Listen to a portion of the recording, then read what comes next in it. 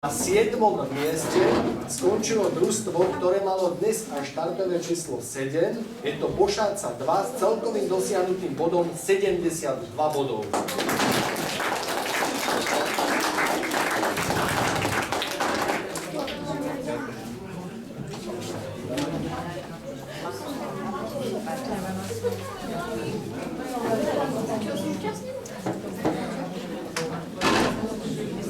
Na 6. mieste skončilo družstvo, ktoré malo takisto dnes štartové číslo 6. Výsledné celkové body získalo toto družstvo 75 a je to Lúka 2.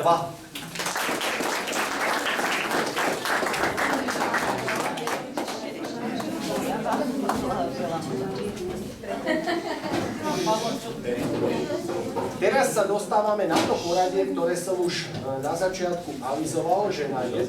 mieste skončili dve súťažné družstva a to miesto je 5. Takže na 5. mieste s celkovým dosiahnutým počtom bodov 76 skončili súťažné družstva Lúka 1 a Stará Túra 2. Takže poprosím.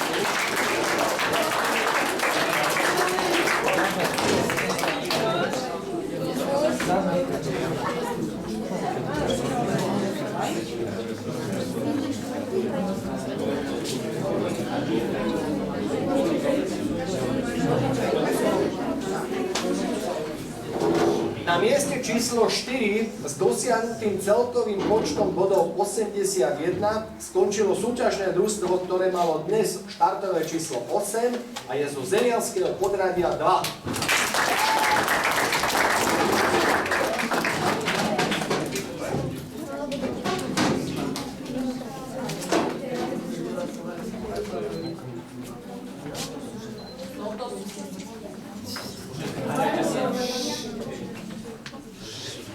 Na bronzovej pozícii, na tom stupni víťazov, čiže to znamená, že na 3. mieste skončilo súťažné družstvo s celkovým dosiahnutým počtom bodov 82. Dnes malo toto súťažné družstvo štartové číslo 1 a to je Bošáca 1.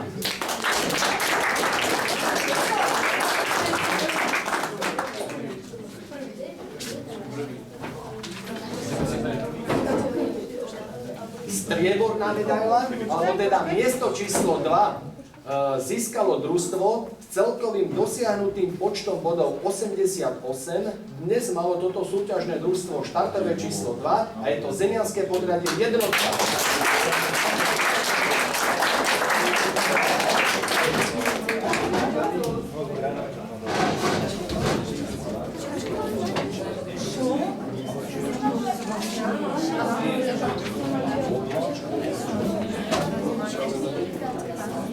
A máme tu poslednú pozíciu, respektíve prvé miesto, to znamená, že zlatú medailu dneska získava súťažné družstvo, ktoré dosiahlo v celkovom hodnotení 90 súťažných bodov.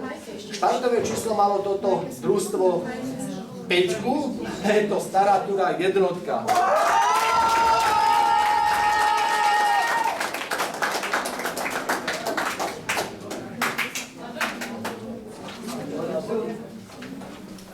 Ja len doplním k tejto výsledkovej listine, aby vás nemiatlo.